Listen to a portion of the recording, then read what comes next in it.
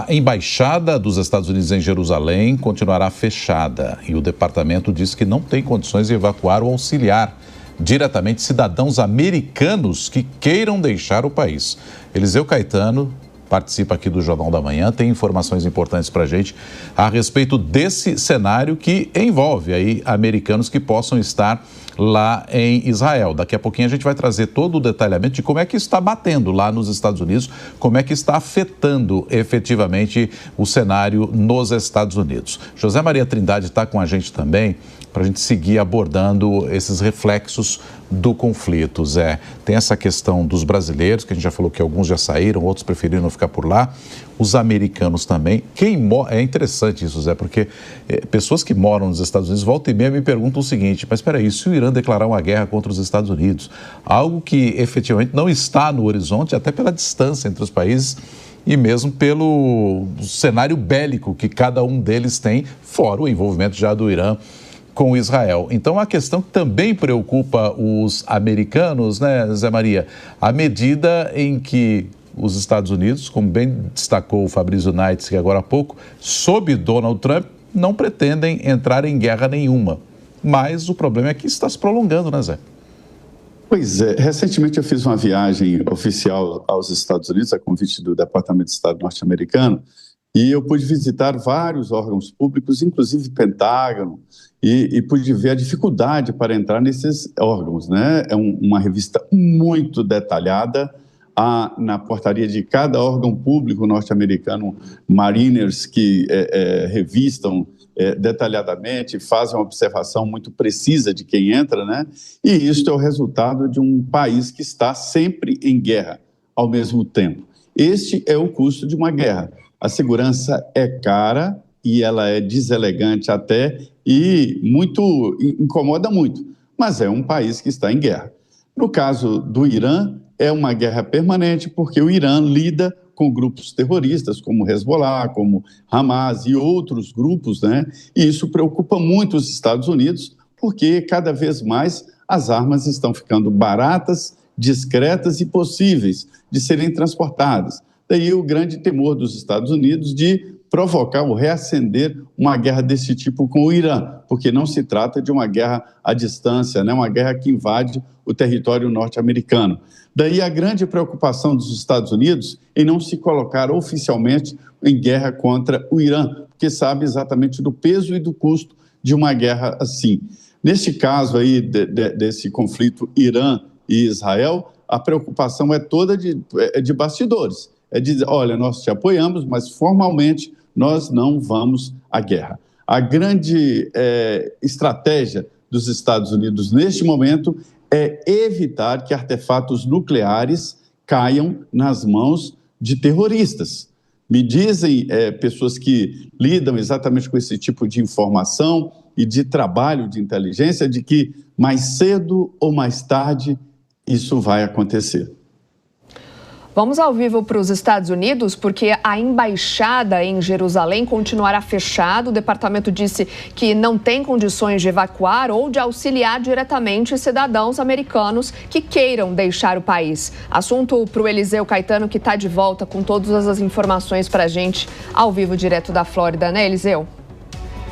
Exatamente, Soraya. Muito bom dia novamente para você, para o Donato, para todos que nos acompanham. 8 horas da manhã, com 18 minutos aqui na costa leste dos Estados Unidos. Temperatura de momento no sul da Flórida, na casa dos 27 graus Celsius. Seguimos acompanhando a escalada da tensão lá no Oriente Médio, agora sob a perspectiva americana, porque a embaixada dos Estados Unidos em Jerusalém deve permanecer fechada e por tempo indeterminado, viu? O Departamento de Estado norte-americano ainda manteve o alerta ao mais alto de nível 4, recomendando fortemente que cidadãos americanos evitem viajar à Cisjordânia, a Israel e também à faixa de Gaza, devido aos riscos de segurança e à possível intensificação dos combates, viu? A embaixada dos Estados Unidos em Jerusalém, portanto, seguirá fechada, seguindo orientação do Departamento de Estado em face da escalada da tensão entre Israel e Irã. Em nota oficial divulgada ainda há pouco, na manhã de hoje,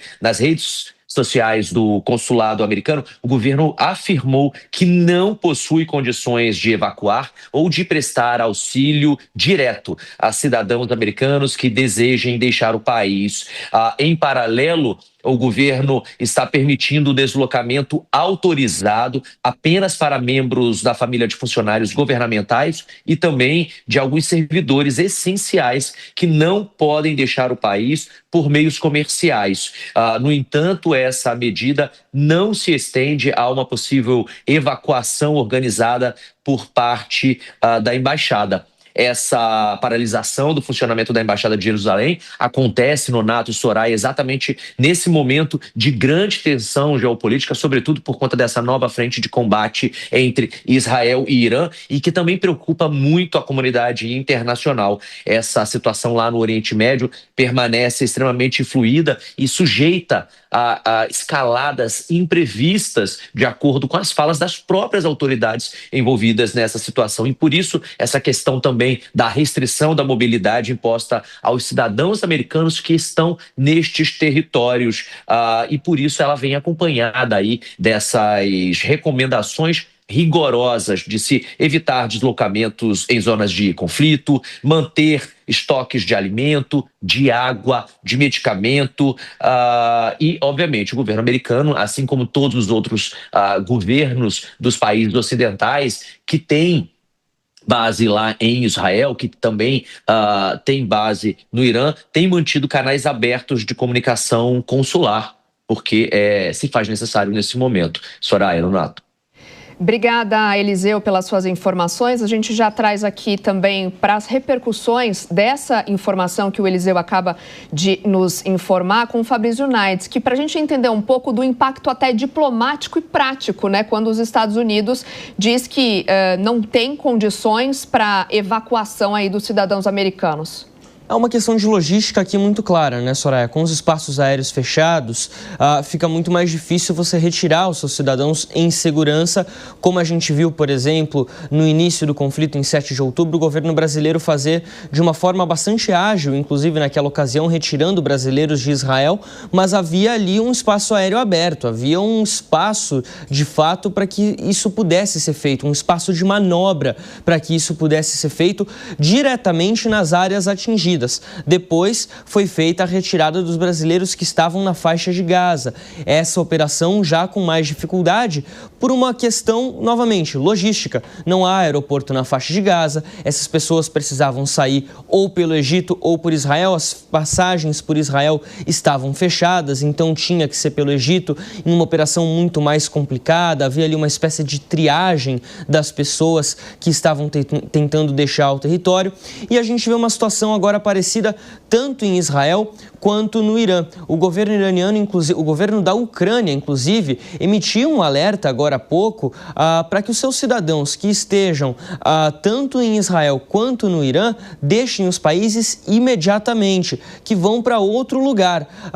Mas há essa dificuldade. Como você vai fazer essa remoção diante de um cenário tão difícil em questão aérea, também em questão terrestre, com países fechando fronteiras? Ontem nós tivemos o anúncio do fechamento da fronteira entre Irã e Paquistão, um país que poderia servir nesse processo para fazer essa retirada das pessoas, para que elas possam ir para outros lugares ao redor do mundo, seja dentro do continente asiático, seja para levá-las à Europa e dali terem outros destinos. Então é uma questão logística também muito afetada nesse momento, até porque as portas, além das fronteiras, vão se fechando, mas também as portas diplomáticas. Os canais diplomáticos vão ficando cada vez mais conturbados e isso dificulta negociações entre os países para que isso aconteça. Muito possivelmente nós vamos ver os países negociando diretamente com países terceiros, ou seja, conversar agora países europeus com a Jordânia, com outros países ali, com o Egito possivelmente,